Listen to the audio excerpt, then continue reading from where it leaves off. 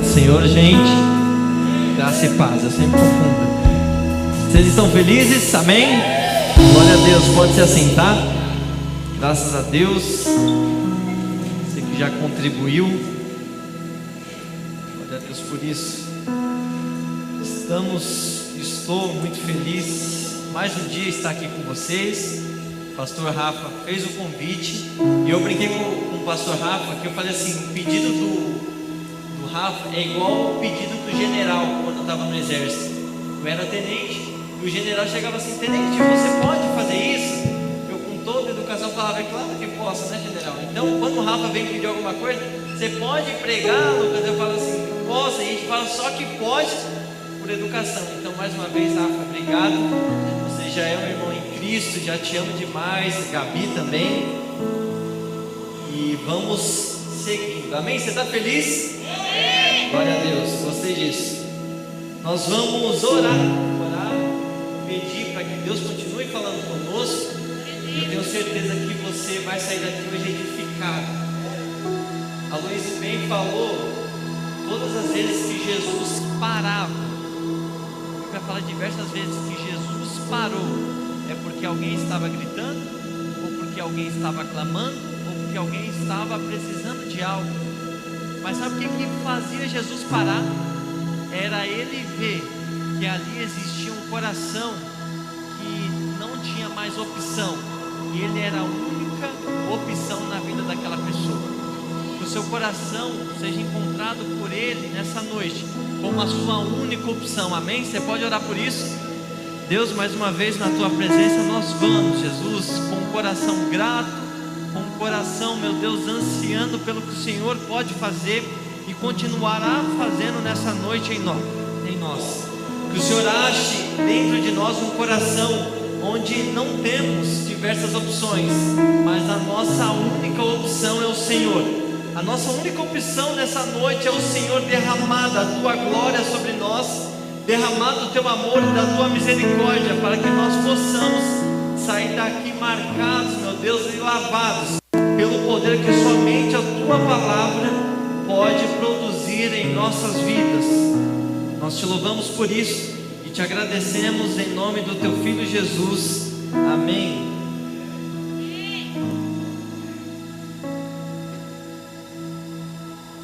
Vamos lá, gente. Então, hoje eu queria falar com você sobre algo que nos marca muito e tem nos marcado. Eu cheguei aqui hoje e o Rafa me mostrou uma imagem, que amanhã vai ter uma live, que vai ter uma declaração. Houveram mortes hoje na cidade, e por vezes isso nos causa medo, e nós vivemos tempos de medo. A gente tem medo por causa do Covid, a gente tem medo por causa do desemprego. Para quem mexe com finanças, você tem medo porque a taxa Selic sofreu a maior baixa dos últimos 15 anos, se eu não me engano, 10 anos. Então a gente fica com medo, a gente fica pensando: Deus, o que vai ser do amanhã? E se a gente for pegar o sinônimo de medo, eu poderia pregar aqui para você que o sinônimo, né, o contraponto de medo é heroísmo, é altruísmo, é você olhar para si mesmo. Mas na Bíblia, o sinônimo de medo é confiar. E confiança, ou você tem em algo ou em alguém. A Bíblia fala que uns confiam em carro, outros em cavalos. Nós, porém, faremos menção do nome do Senhor. O que vai determinar o que você vai viver daqui para frente, como o seu medo vai ser tratado, não é algo, é alguém, é essa pessoa que você veio buscar nessa noite. E eu quero falar com você num texto bem conhecido, Marcos capítulo 4, versículo 35. É o famoso texto de Jesus acalmando a tempestade. Você vai ler esse mesmo texto em Mateus 8, do 23 ao 27, e em Lucas 8, do 22 ao 25. Lucas, por que está escrito nos outros dois livros? Se você não sabe, Mateus, Marcos e Lucas são chamados de livros sinóticos. São livros onde a mesma fonte provavelmente tenha sido Marcos. Então, por isso que tem Marcos, tem Mateus e Lucas. E 95% do que está em Marcos está em Mateus ou em Lucas. Amém? por causa disso. Marcos capítulo 4, versículo 35. E eu escolhi então por que usar Marcos? Porque em Marcos tem alguns detalhes que não é citado em Mateus e nem em Lucas desse texto. E diz assim, olha, Marcos 4, 35. E naquele dia, sendo já tarde, ou seja, Marcos é específico e ele dá a hora do dia que isso aconteceu. Isso aconteceu, já era tarde. Disse-lhes: passemos para o outro lado. E eles, deixando a multidão, o levaram consigo. Ou seja, Jesus estava pregando, os discípulos entram no barco e levam Jesus, assim como estava no barco, quem? Jesus. E havia também com ele outros barquinhos, ou seja, havia mais pessoas no meio daquela tempestade que vai acontecer. E levantou-se um grande temporal de vento, e subiam as ondas por cima do barco. Ou seja, o que Marcos está falando é, no meio daquela tempestade, não era só uma tempestade, o barco já estava se enchendo de água, de maneira que já se enchia, e ele estava na popa, dormindo sobre uma almofada, no meio de uma tempestade. Marcos relata que Jesus tinha um travesseiro que ele estava dormindo. Deixa eu te dar uma dica aqui, para você que gosta de dormir demais. Quem gosta de dormir demais aí? Quem que é aquela pessoa que não acorda por nada? Que é assim, pedra, morreu, a gente fala assim, terra, joga a Raíssa assim, você tem cara mesmo, Raíssa, de babá e tudo mais. Mas isso a gente aprende com Jesus. No meio de uma tempestade, Jesus não acordou, irmão. Então quando alguém for te incomodar, você não acorda e fala assim, eu estou aprendendo com Jesus, nisso eu sou muito bom.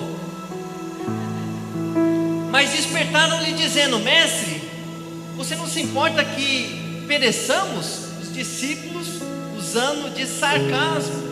E ele, despertando, repreendeu o vento e disse ao mar: cala-te, aquieta-te. E o vento se aquietou e houve grande bonança. E disse-lhe: por que vocês são tão tímidos? Ou por que vocês ainda não têm fé? E aqui eu dou o tema da mensagem para você nessa noite. Por que você está com medo? Ainda não tendes fé? E sentiram um grande temor e diziam uns aos outros: mas quem é este que até o vento e o mar lhe obedecem? Então a gente começa a perceber aqui nesse texto, e ele é um paralelo do que acontece na história de Jonas. Marcos estava mostrando que o Deus que acalmou a tempestade em Jonas, agora ele encarnou no seu filho, e ele estava mais uma vez cumprindo novamente aquilo que ele já havia feito na história. Se você pegar o Novo Testamento e analisar, você vai ver que muito dos milagres que Jesus fez, ele já tinha feito na história. Era Deus falando o seguinte: olha, eu sou o mesmo ontem, eu sou o mesmo hoje, e se precisar lá na frente, ele vai continuar acalmando a tempestade. Mas eu quero ir versículo por versículo. Olha, no 35, ele fala que já era tarde, né? E os discípulos falam: passemos para o outro lado. Ou seja, eles não deixaram nem Jesus voltar para a costa. Jesus estava pregando em cima de um barco. Ele falou assim: olha, Jesus, vamos já para o outro lado, que tem coisa para ser feita. Jesus nem volta para a costa, eles já entram mar adentro e levam Jesus para dentro. No versículo 37 está escrito: e levantou-se um grande temporal de vento. E aqui a gente novamente vai em Jonas, porque em Jonas acontece a mesma coisa. Jonas havia pego um barco que ia para Tarsis, mas na verdade era para ele ir para Nínive. E está escrito que se levantou uma grande tempestade, e Jonas também estava dormindo. Querido, deixa eu fazer um parênteses aqui para você. Jonas estava dentro de um barco, dormindo, indo totalmente contra aquilo que Deus havia determinado para a vida dele. Porque Deus falou assim: olha, Jonas, você vai para Nínive. Mas ele pegou um barco que estava indo para Tarsis, que era totalmente contrário a Nínive. O jovem tem muito isso na vida: olha, se eu estiver em paz no meu coração, é porque é de Deus. Mas não, a Bíblia fala que o teu coração é enganoso. É possível você estar com o coração em paz, indo totalmente contra aquilo que Deus determinou para a sua vida. Jonas estava em paz, e se levantou uma grande tempestade. Você entendeu até aqui? E no 38 ele estava na popa e despertaram-lhe dizendo: Mestre, você não se importa que pereçamos? Ou seja, da mesma forma que Jonas é retratado dormindo, Jesus também é descrito por Marcos que estava dormindo. Da mesma forma que o capitão do barco de Jonas fala assim: olha Jonas, o que está acontecendo? Levanta daí, você não está vendo tudo que está vendo. Da mesma forma os discípulos chegam para Jesus e falam assim: olha Jesus, acorda aí que tem algo muito difícil acontecendo. E Jesus estava dormindo em meio a uma adversidade. Parece ser irônico isso, a gente passando pelo pior momento da nossa vida e Jesus calado, porque nós aprendemos o quê? Que se a gente não está arrepiando, que se a gente não está falando em línguas, que se a gente não está fazendo alguma coisa muito espiritual e não está sentindo, Deus não está lá. Mas Deus nunca permitiu e nunca falou que nós sentiríamos eles todos os dias. Não está escrito isso. Ele falou o seguinte: eis que eu estarei convosco todos os dias. Deus está com você independentemente se você esteja sentindo ou não. Você pode estar passando pela sua pior tempestade. Deus, o Senhor não está falando nada, mas o silêncio de Deus não significa que Ele é indiferente quanto àquilo que você está passando. Porque se Ele fosse indiferente, Ele nem no barco estava. Ele está lá e a resposta dele para você hoje é: eu me importo com aquilo que você está vivendo.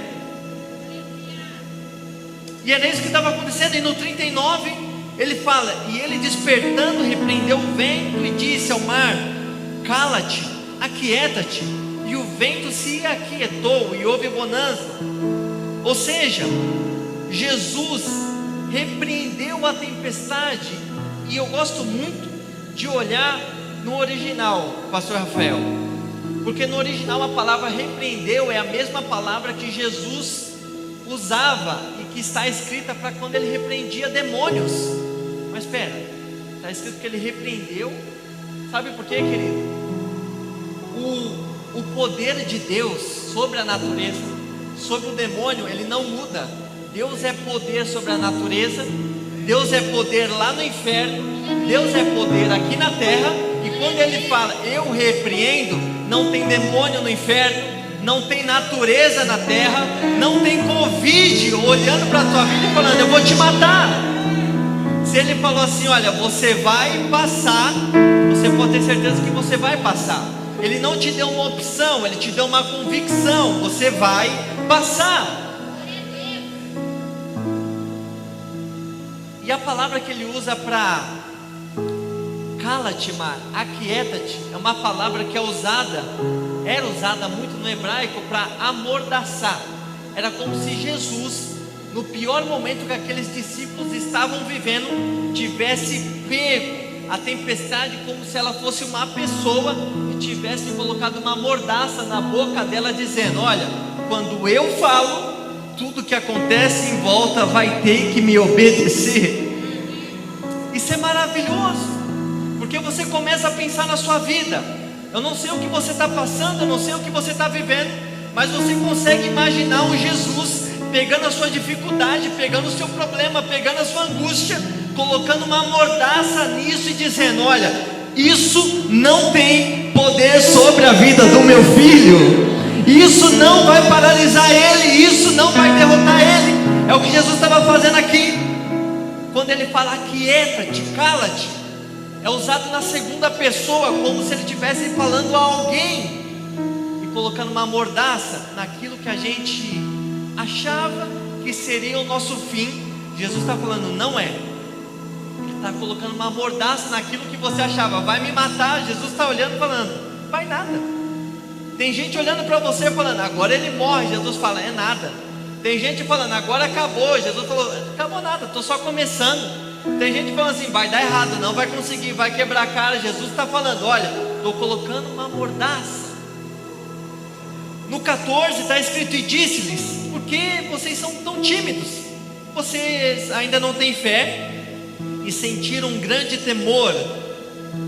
diziam uns aos outros: mas quem é este que até o vento e o mar lhe obedecem? Sabe, a gente vê no começo desse texto os discípulos com medo. Mas sabe o que eu acho mais maravilhoso aqui? Que no final do texto, Marcos relata que os discípulos no 41 sentiram um grande temor. O que você quer dizer, Lucas? Você até pode ter medo daquilo que você está vivendo, mas quando o seu Deus se manifesta, Lucão, o seu tremor tem que ser muito maior do que aquele medo que você estava sentindo no começo. Eu vou repetir isso. No começo do texto, os discípulos estão com medo, mas no final Marcos relata, quando Jesus falou: acalma-te, aquieta-te, eles sentiram um tremor, quando viram toda a natureza se acalmar perante a voz daquele que tudo tinha criado. Você pode estar passando pelo que você está passando, tendo medo, está angustiado, mas quando o seu Deus se manifestar, que o seu tremor seja muito maior do que o medo que você teve quando aquilo estava acontecendo. Isso é muito poderoso. E olha o que acontece lá em Jonas. Os marinheiros que eram pagãos, quando eles jogaram Jonas no mar, o que aconteceu? O mar acalmou. Lucas, mas você está falando que a história de Jonas é um paralelo do que aconteceu em Marcos 4, mas lá não foi dito uma palavra, lá foi feito um ato. Não, o que foi jogado no mar foi a palavra e o cumprimento do que Deus havia dito, porque Jonas não era para estar dentro daquele barco. Então quando ele vai para a água, ele estava indo para onde Deus havia mandado. O que estava sendo jogado era a palavra de Deus. E quando a palavra de Deus vai para o mar tem que obedecer o que ele falou. Quando a palavra de Deus vai para a terra tem que florescer do jeito que ele falou. Quando a palavra de Deus chega na sua vida, vai ter que acontecer do jeito que ele falou que ia acontecer na sua vida. Você está entendendo isso?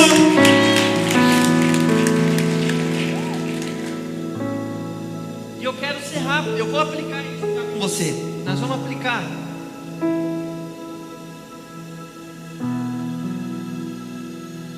Naquele momento de tempestade, versículo 38, os discípulos olham para Jesus e acusam a Jesus de não se importar com eles. A falta de fé geralmente causa isso em nós.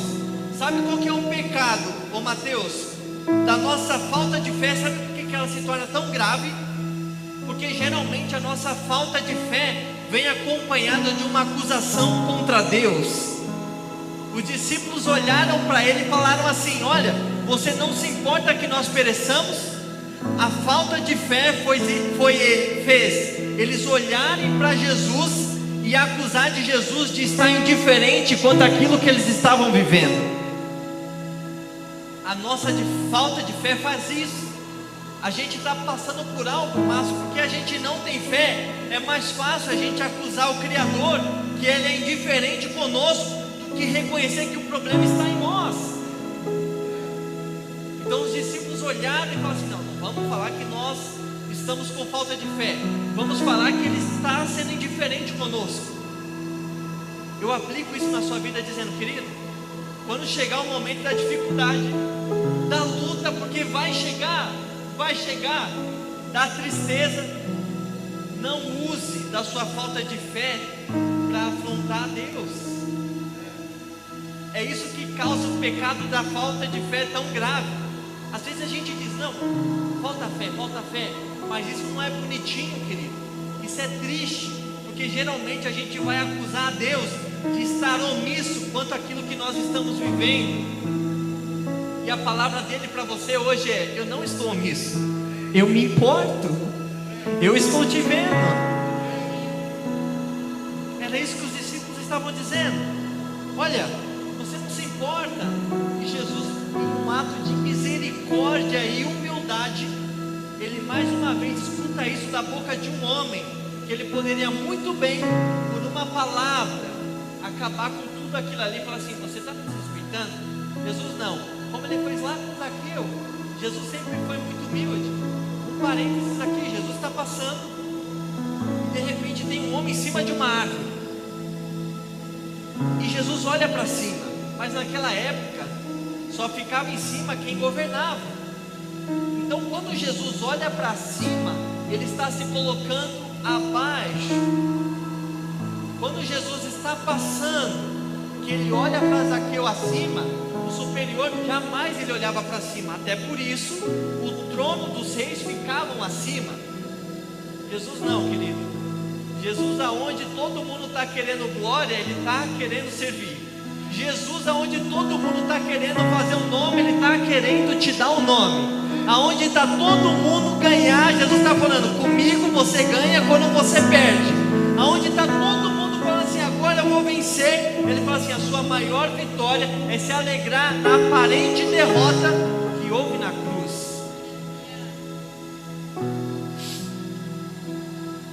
Jesus não é indiferente.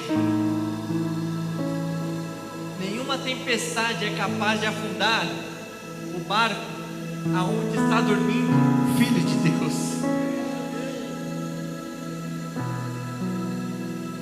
Sabe qual que é o problema? Que tem muita gente dentro do barco que ainda não conhece Jesus.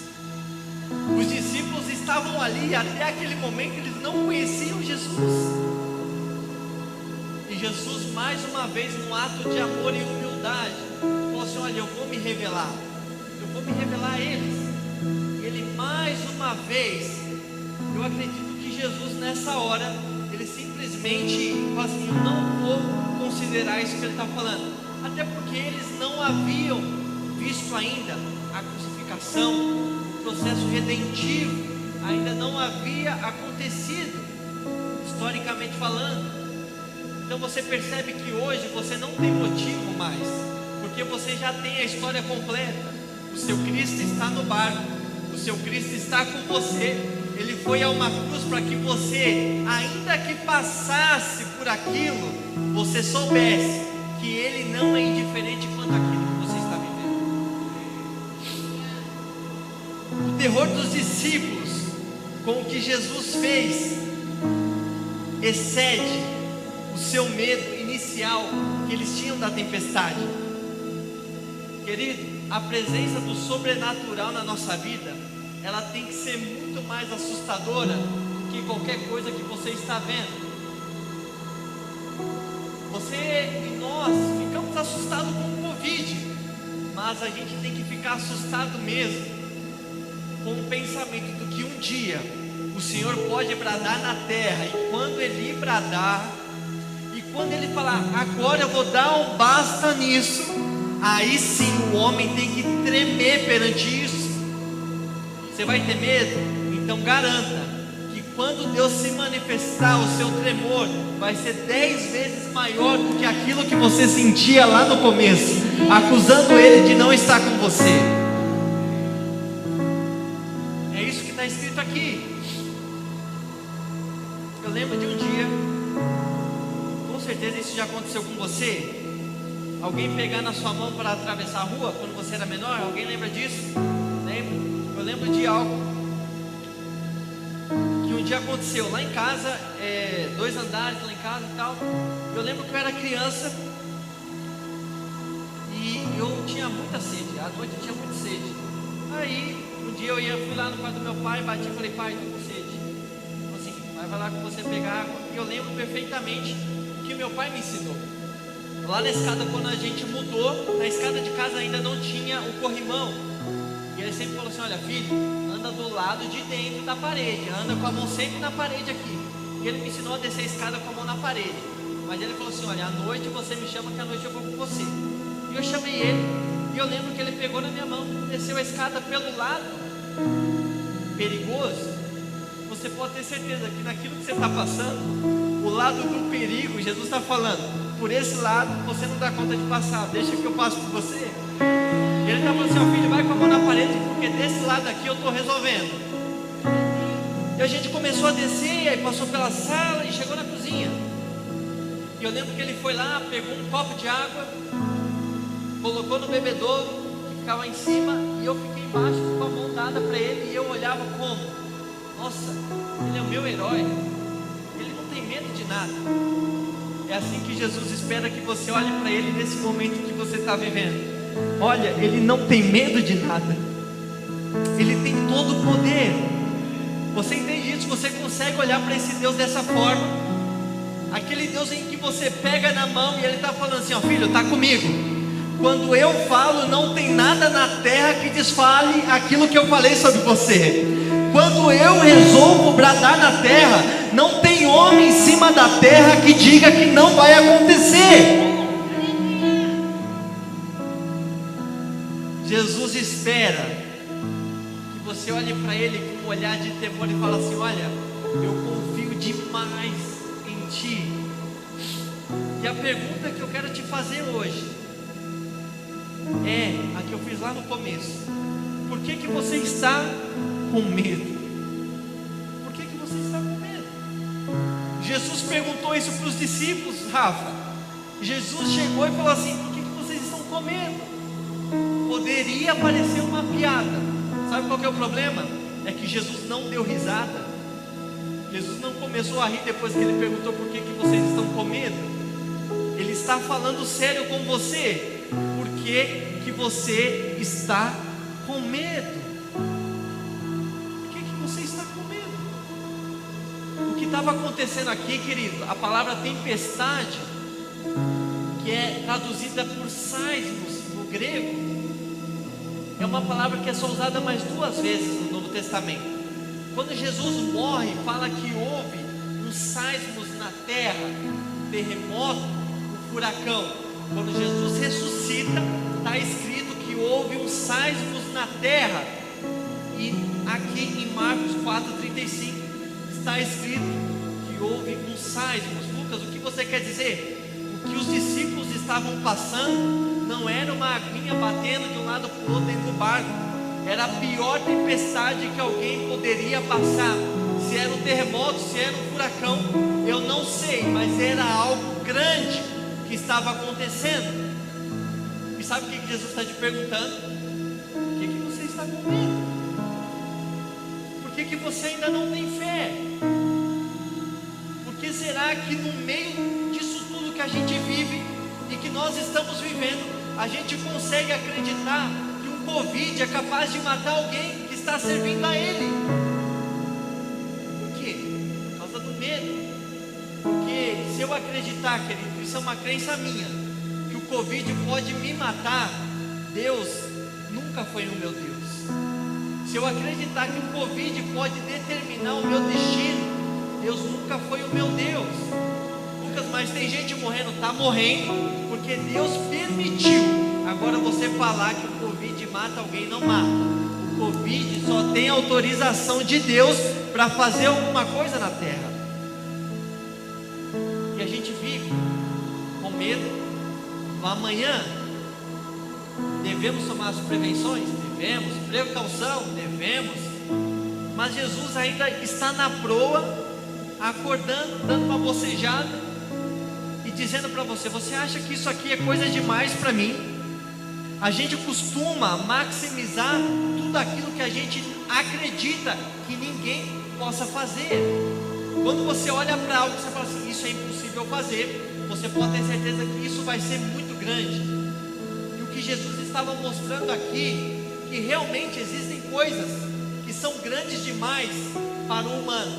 Mas quando um Deus resolve encarnar e pisar na terra, meu querido, eu não sei a imagem que vem à sua cabeça, mas eu vejo um tamanho de homem. Ah, Lucas, mas Jesus tinha no máximo 1,65 m, tinha, mas dentro dele habitava a eternidade. Dentro dele, querido, você não tem noção da soberania de Deus.